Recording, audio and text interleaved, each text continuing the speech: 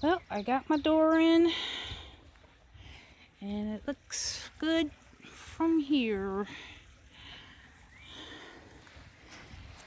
I put the little screws in. This is going to swing out. There's my little lock latch. I'm going to get something to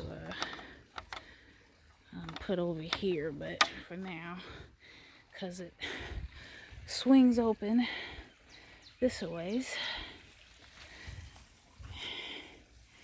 and it could swing all the way open and swing all the way closed,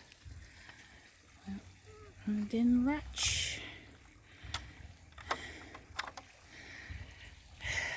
One frame up, one other to go. I'm going to do the other side. The frame is going to be the same, except that side's going to have a really small window in it. So there's not going to be a door or anything, but a small window. As a matter of fact, this is it right here. I'm putting a small screen window on the back for circulation purposes. So this is a screen too. Once I get my plastic put over it, I'll be able to like flap it or roll it up basically, and roll it back down when it gets too cold. But when it gets too warm, I can roll it up, and then that'll be the screen here, and then the screen back there, and the same is going to be back there as far as the plastic is concerned. So here's a further away shot.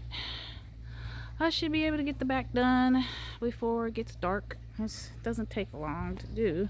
I actually already drew up the boards.